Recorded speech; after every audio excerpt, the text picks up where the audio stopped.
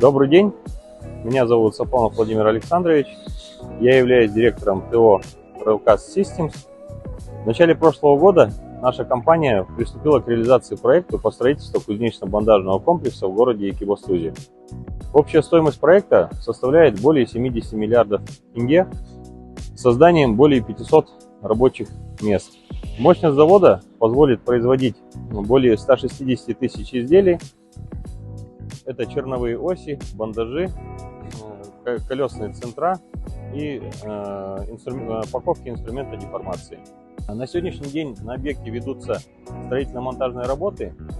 Большая часть монтажа металлоконструкции каркаса производственного здания площадью 15 700 квадратных метров завершено.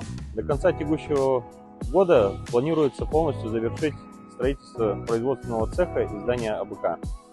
Уже в следующем году планируется начать поставку и монтаж высокотехнологического оборудования. Оборудование предоставлено компаниями Andritz, Leisinger, Schuler. Оборудование производства Австрии, Чехии, Германии. Основные поставщики оборудования. После ввода в эксплуатацию завод будет единственным современным на территории Центральной Азии по производству кузнечно-бандажных изделий полного цикла производства для железнодорожной отрасли. Реализация нашего проекта позволит снизить импортозависимость нашей страны, создаст рабочие места, увеличит налоговое отчисление в бюджет республики. Все это создает прекрасные возможности для развития Павлодарского региона в целом и нашего государства.